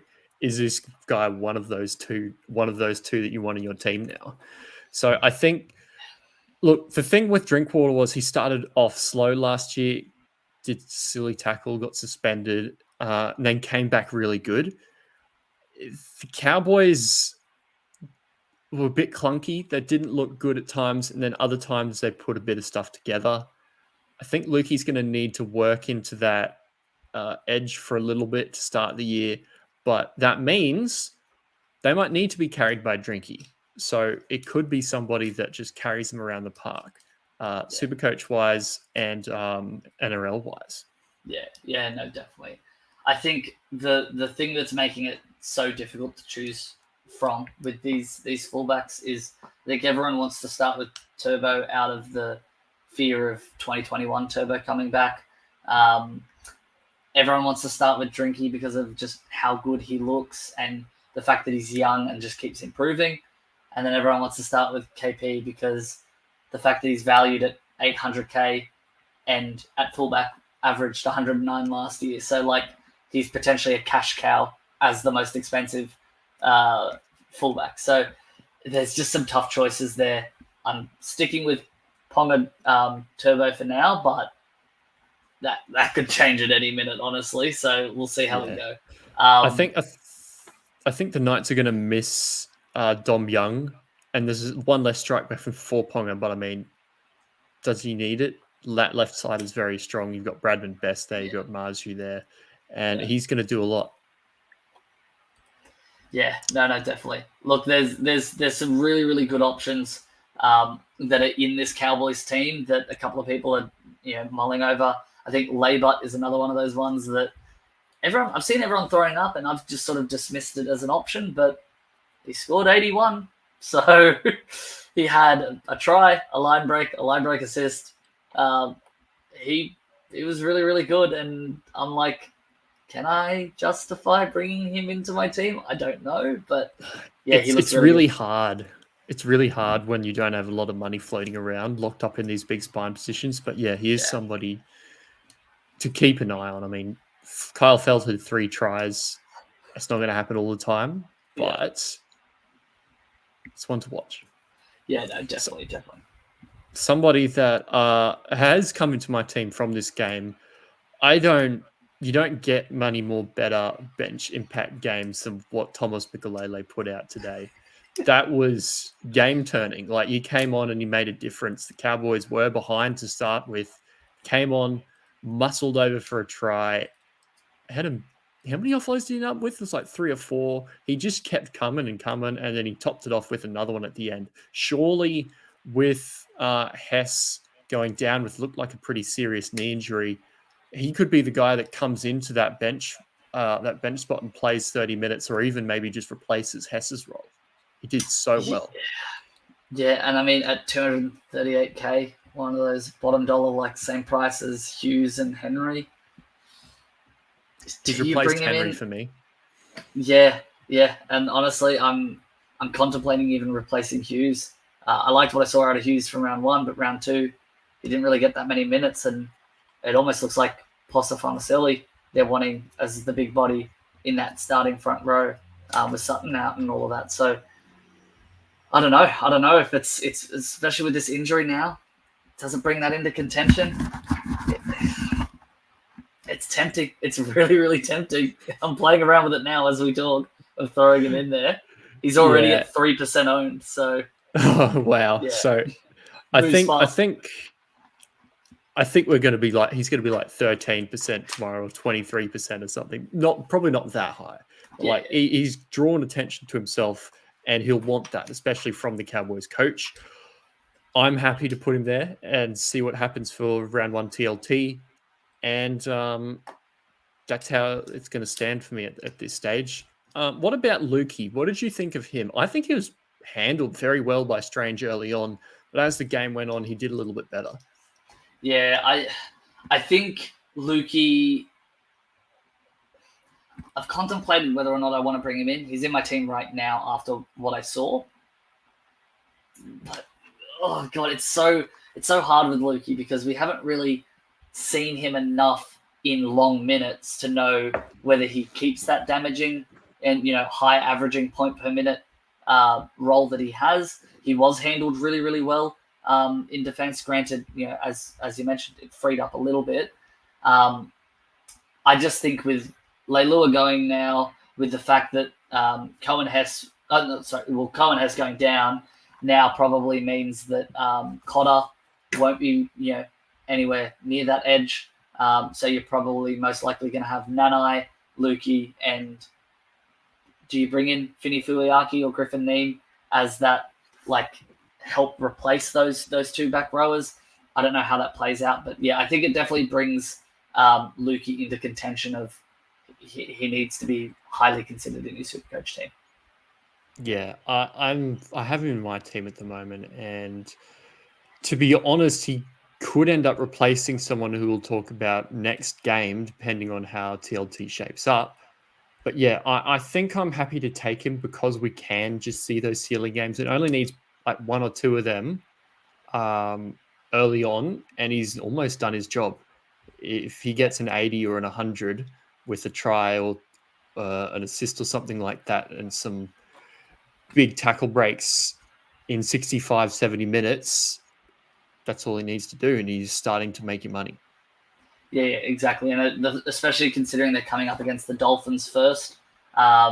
Even though Wayne Bennett will get them up for round one like they did last year and shock the world, knocking off the Roosters there, I think you're going to have some players that weren't expecting to be playing either big minutes or playing in those positions because of the Gilbert injury. You've then got a damaging back rower running at them constantly.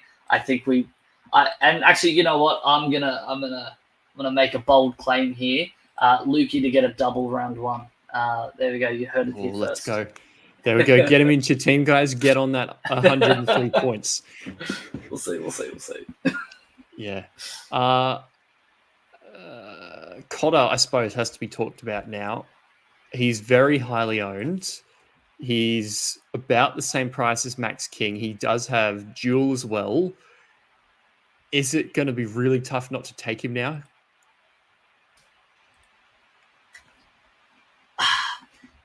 Here's my thing.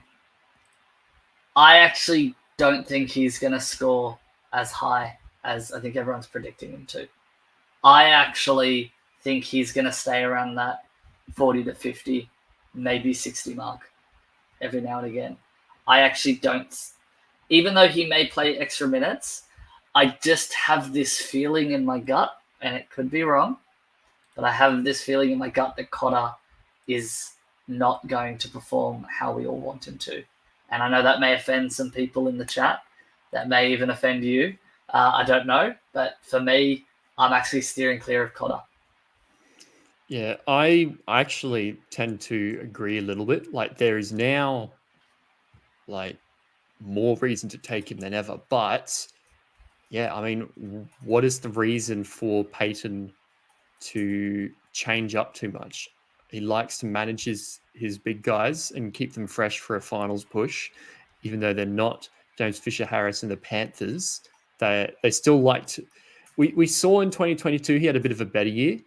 2023 he was managed a bit more, had some quite low minutes games. I think he'll cut those out a bit this year, but is it enough to take him over somebody like Max King at that price, who just has to lead this Bulldogs pack around and could get really good minutes? Yeah, I think if you've got the choice between Max King and Cotter, King is the safer bet. Granted, I don't have anything against Cotter, and I really want Cotter to do well this year, and he can improve because he had a pretty poor year last year, as did most of the Cowboys. But yeah, for me, I'm actually steering clear of it. And I can't really give you as much of a logical explanation as to why. It's just one of those, I feel it in my jiggly bits. So, yeah. Yeah, what's Cotter's at 26%, and Max King's only at 5%. That kind of surprises me, to be honest. All right, I'm gonna have to do some rejigging of the team and get him in. Load up. That's up crazy. on Max King, guys. Yeah, I would have thought it'd be like way close than that. But yeah, I mean, that sort of makes it nerve-wracking to go against him, but like, I don't think a front row forward is going to burn you as much as having a gun center wing is going to burn you. So yeah, something like that. That's true. I'm pretty happy with taking Max King and just doing whatever. Yeah, definitely. All right. Lastly, because we're starting to run on a little bit, the last thing from this team I probably want to talk about is Reece Robson. I am worried about him slapping at tackles a little bit.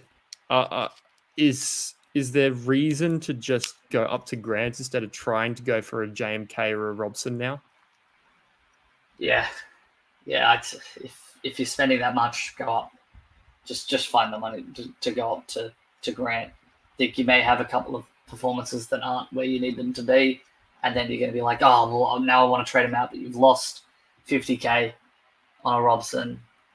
I think Jeremy Marshall-King is probably a safer bet because it's not that far between Grant and JMK.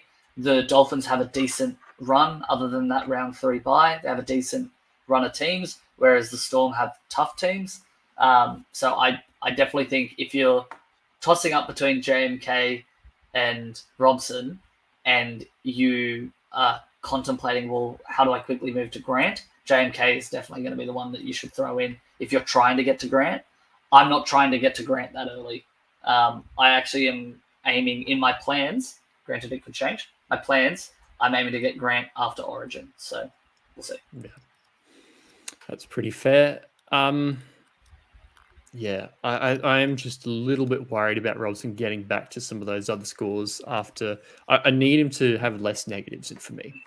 Yeah, that's fair. All right. Now, the one you might not have been waiting for, but the one that us two have been waiting for. Final one of the preseason, the final one of this week. Titans versus Eels. How good? Eels win. Yep, that's what we want to see. All right, good chat. That was a fun chat about that too. Yeah, Eels win. Good guys. I'll see you next week. And yeah, that's it. Eels win. No, I'm pretty happy with the Eels' performance. We had probably less clarity on Hands and Lussick who's going to win or if they're going to play 80 minutes now. I really, really hope Brad Arthur was telling the truth and not just putting fire under their bellies and saying, I want one of you to step up and take this, but actually still splitting them.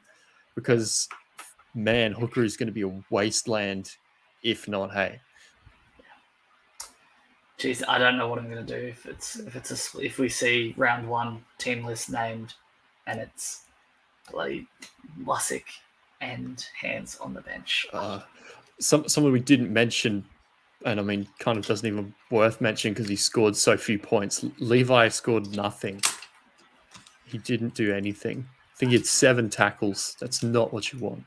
So if we don't end up with a Hands or a Lussick. Do you want to know what I'm going to do? What? I'm moving in my 2RF. I'm moving Connor Watson into my hooker. The spice from the other week. Yeah, that's what I'm throwing. We're running in there. out of options at this point. Yeah, he's 370K. I'm moving him up there, and then just holding it until I can get someone that's worthwhile into that position. I'm borderline considering nothing out the hooker position because I don't even want to look at it anymore. Especially if Hands or Lussick doesn't get that 80 minutes roll. I'm not doing it anymore. Yeah, it was a bit of a rough one. I'm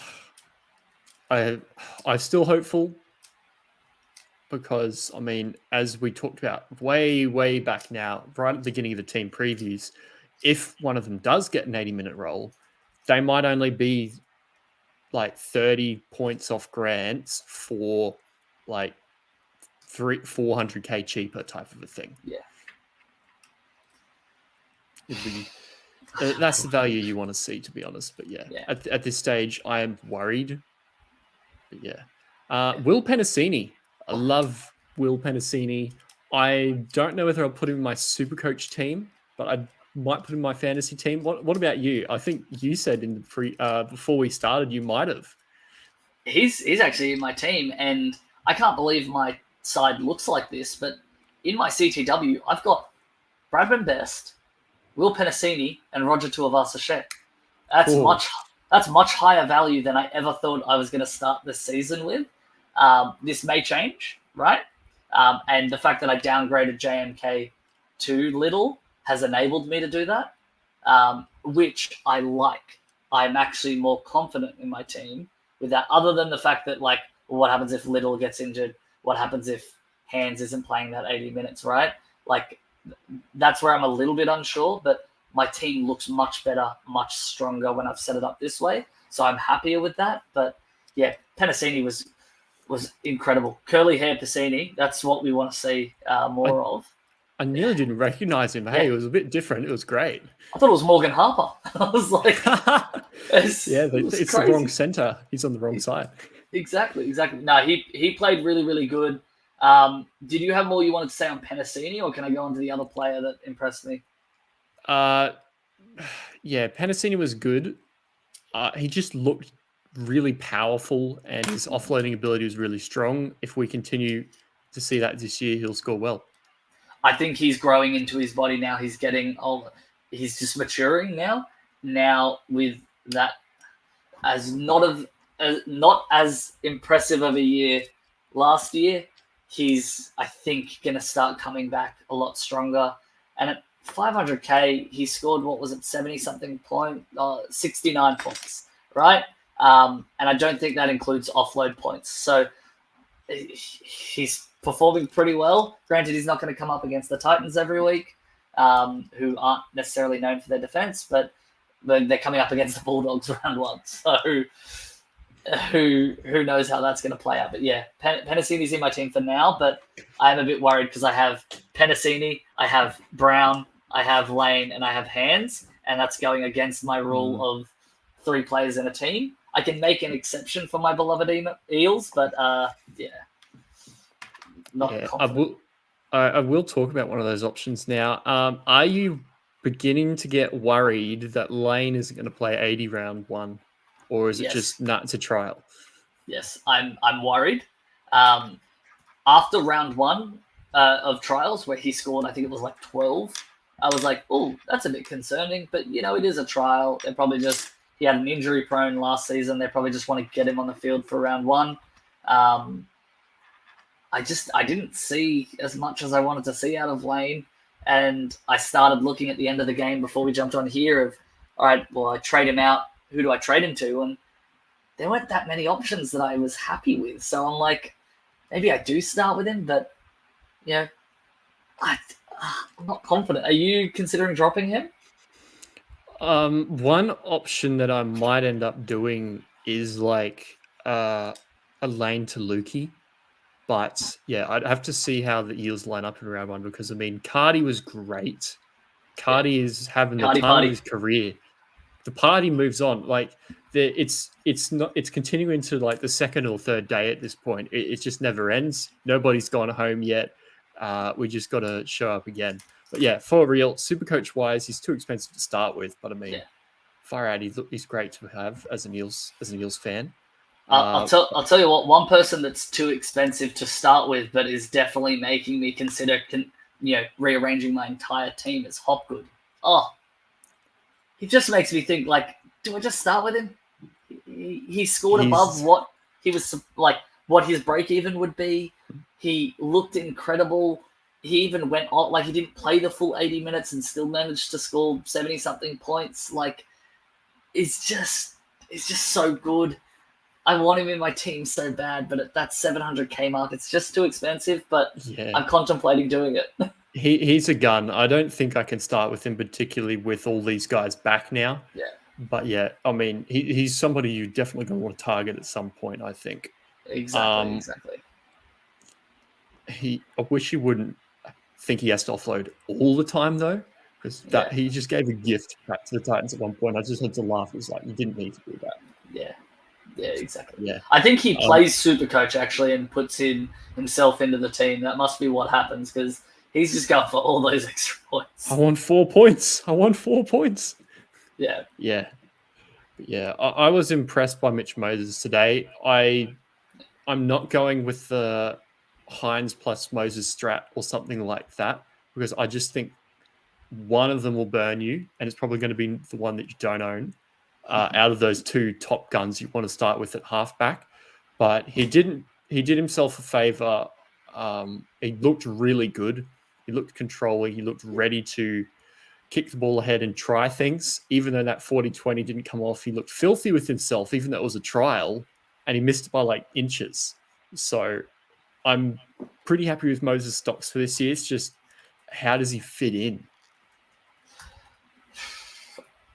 I'm not putting him in, but I can understand why someone would, especially when you're considering the downgrade option and how easy that would be and how much that would free up cash. But I mean, granted, you're also talking to someone who's running Hines and Brooks, so I don't know how much you can take from me and what my word means. Even though I'm getting ready for the Vegas trip for Brooksy to put on 120. So we'll see how that plays out. But no, I'm contemplating swapping Hines for Cleary, but I don't think I can do that.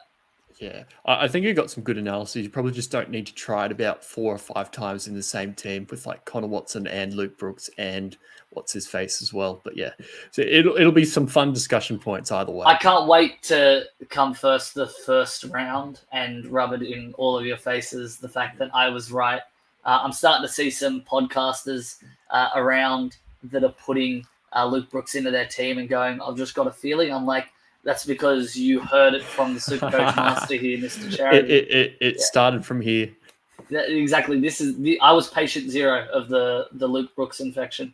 We know it's coming. But yeah, no, look, I think for me, Moses, he's a good option, but I'm staying away from him, even though he loves scoring against the Bulldogs, which would be interesting round one. Not for me. Yep.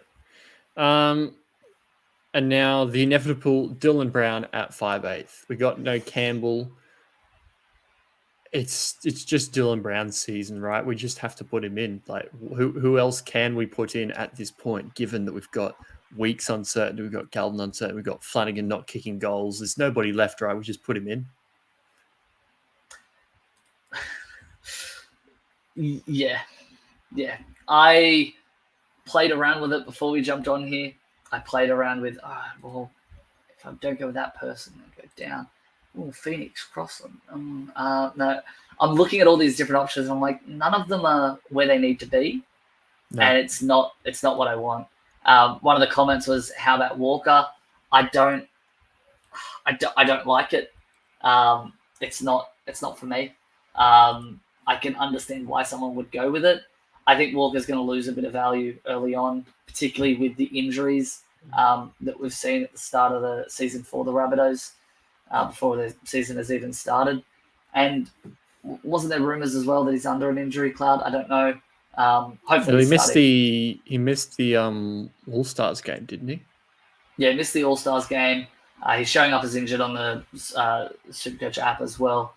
But yeah, just for me, I'm steering clear of it. I think if you're going to go around that price and you don't want to go with a Brown, I think the Munster chat is actually really interesting. They've got a tough draw, Melbourne, early on, but that's when Munster seems to really step up in those games. So there's the argument for that.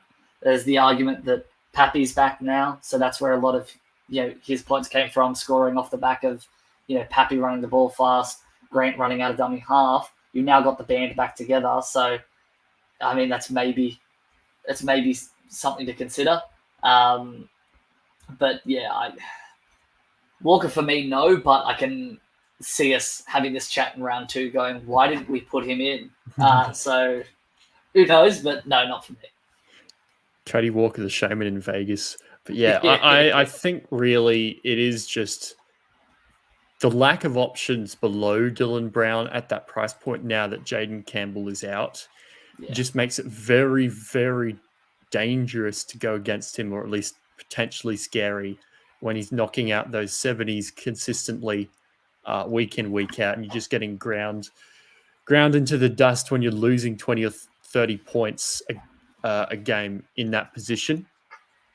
So as discussed a while back, he isn't going to get those crazy ceiling scores like some of these other like halfbacks and fullback positions, but he's a consistent good scorer. And I wasn't blown away by his performance today, but I was pretty happy and I was pretty solid. Yeah, no, exactly. Look, I think the problem we're going to have is if Brown isn't firing, then Lane most likely isn't firing. So, like today, if this was round 1, for example, we've got what Brown and Lane scored together. What was it? Brown was 25 and Lane was 28. When you're expecting Brown to be scoring you 60, 70 and Lane to be scoring you 40, 50, that's a big drop, hurting your projected scores. So that's the one risk you've got to go with. But I think both of them will be firing for round one. And I'm expecting to see a better performance out of both of them come round one. And for the rest of the season, they've got a good draw. Yep. I reckon that's probably enough Eels, given that we're Eels fans and have tried to talk about them for ages. Time to finish off with the Titans. And look, they had some good points, but honestly, they were mostly outmuscled by the Eels, I felt. Keanu Keeney had some good touches and a decent amount of tackle breaks and things like that, but was handled for the most part. Brimson's quick, though. Far out. He's back. Are you putting him in your team if he comes up as CTW eligible? Probably not. Particularly, didn't he? He went off late. He went off and failed the HIA. Yeah, but we've got 14 days between now and when they play next. So yeah, I mean he'll be there. But yeah, Brimson, we know he's a very good player. I think he'll go very well in the centres. Yeah. But at 587 already, when you've got other guys around that price, that's more than Roger. So I know I'd prefer Roger to start the year if I was going to pick somebody, but he might be one of those guys that we get 4 or 5 weeks in and go, it was the Titans, they had an easy draw. One of them was always going to score good. Why did we pick Brimson? Yeah. So because he's going to be low ownership, I'm pretty happy to let him go through and watch. Yeah. But yeah, he could be that guy. Yeah, exactly. I think for me, one of the things that stood out, granted, wasn't the highest SuperCoach scoring thing, but I'm pretty sure he didn't play too many minutes, was Beau Fermor.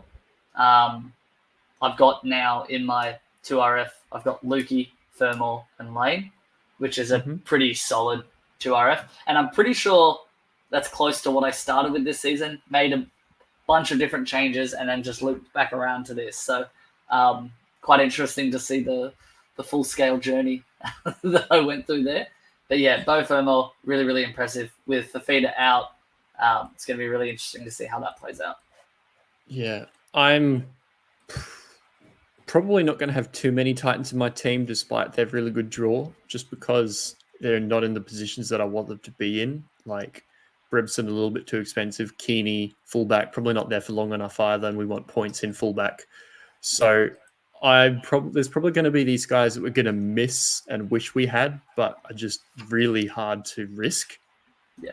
But for now, I'm happy that Sammy might be one of those guys. Like he looked pretty good today, but yeah, I mean, if you're going out of your way to bust your team up to get Philip Sammy, you're probably not doing it right. Yeah, no, not for me. I've got Fermor, and that's the only Titans player I've got. Yep.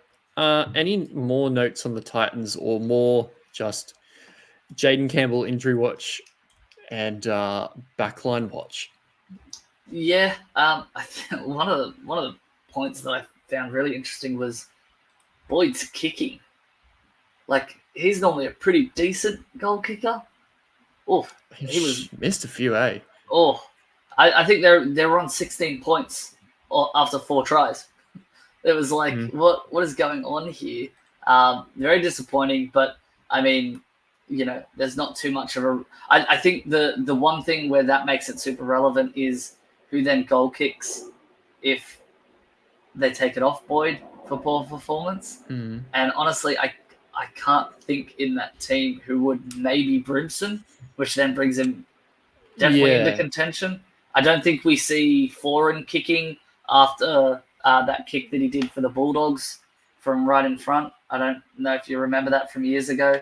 He was right in front and scored a soccer goal instead of kicking it over the post. So I think his license permanently disbanded. I think 2 of the guys that are probably their better backups are probably not playing. Weaver and Shop are both all right. Yeah. And I don't think they'll be in there. So it'll be interesting to keep track of. It's probably just to shake it off and couple extra practice sessions before round one, but yeah. Yeah. The last guy I probably need to talk about because he's a gun, Tino. Yeah. Tino looked pretty good early on. I didn't really see much of him later after that. The Eels were starting to get on top and dominate. Yeah, he traditionally finishes the year super strong. He's got an early bye. I'm not as keen on him as some of the other top options. What about you? Earlier this week, I had traded him in. I had Haas in my team, but then I had Haas and Willison. And I was like, I don't know if I want both of them in my team from the Broncos in that one position. And then I realized I had enough money to go up to Tino and played around with that and was like, oh, that's interesting. But no, just not for me. He is a gun. He did come back on later, like right towards the end, played the last 10, 15 minutes. He scored something like 40-something points. So it's not too bad considering he didn't play that many minutes. He's a gun, but I think they're also really, really stacked in that position. So there's probably going to be a little bit of minute sharing there in comparison to last year where he was playing 80 minutes. So I'm a bit worried about starting him, but as always, he looked incredible. Yeah. Anything more to comment on this weekend's footy, or shall we get to something that you've got lined up for this year? Yeah, I think I'm done. Other than let's talk about all the other Parramatta Eels players that we really enjoyed watching. No, look, I think that's it from those games. It was a very, very interesting trial week. I'm just very keen for Vegas to get stuck in. But before we do Vegas, do you want me to jump in and talk about it now? Yeah, go for it. So us here at the SuperCoach Hub, we've put together something that we're really, really excited about and really want to help grow. It's the Lifeline Fundraiser League. So what we're doing is we've created a public league for everyone to join where it's a buy-in league. So you know how you see all those ads for cashies where it's, hey, it's a $50 buy-in, it's a $100 buy-in, and then the winner at the end of the season splits the cash, and you end up giving all of your money to the person that crushes it every single year, and you've fallen for it because you thought it was your year to win this season, and then you just, at the end of it, you've lost every single one of your leagues. I know that's what happened with me last year. Not speaking from experience, obviously. But what we've actually got set up is a fundraiser league where 50% of what you buy in, so the $50 buy-in, 50% of that goes to Lifeline directly, and then 50% of it goes towards the prize pool, which means that you're doing it for a good cause. It's all coming together. We've got a bunch of other podcasts that are jumping into it, and some podcasters that are really, really keen to be a part of it, to do some good. So that's one of the things that we're really excited about. What we've also got, though, is we've got a bunch of prizes that have been donated to us to give out. And the more people we get registering, the more prizes we actually get to give out, right? So good old Timmy the Tin Heart has donated some SC Playbook subscriptions, which is incredible to see. I love that guy.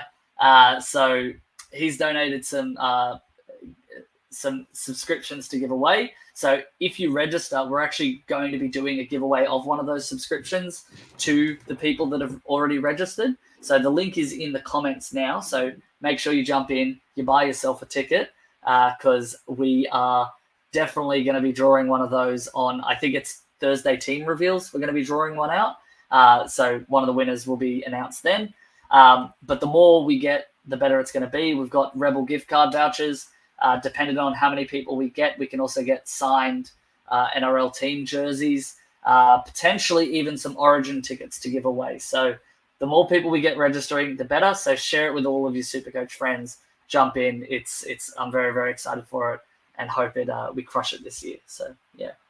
Sounds like a fantastic initiative. If you don't catch it here live, it should be in the description of the YouTube video as well. And if you also want to join in with the rest of what the SuperCoach Hub is doing, talking to experts in the chat and live feedback, no better place than to jump into the SuperCoach Hub Discord. The link will be in the description of the YouTube video. You can catch us on Spotify as well when this is uploaded. And yeah, come in and say hi and get ready for our live team reviews on our Thursdays and Wednesday pod, which is coming up, which will TLT. It'll finally be here, at least some of it. I'm very, very excited for it. Yeah, feel free to jump into the Discord and roast me about my team. I want to hear all of the feedback. And also feel free to share your team in that Thursday team reviews so that we can go through it and you can also talk about it and justify why you've made the certain picks you have. So looking forward to it. Look forward to that also, guys. Thank you, everybody, for keeping with us so long. It's been a very long podcast. There's a lot of stuff to speculate about these trials in preseason, but it's finally just about over. We're going to have names on a list in a couple of days, and they'll be great to go through. So we'll see you guys then. Awesome. Have a good one.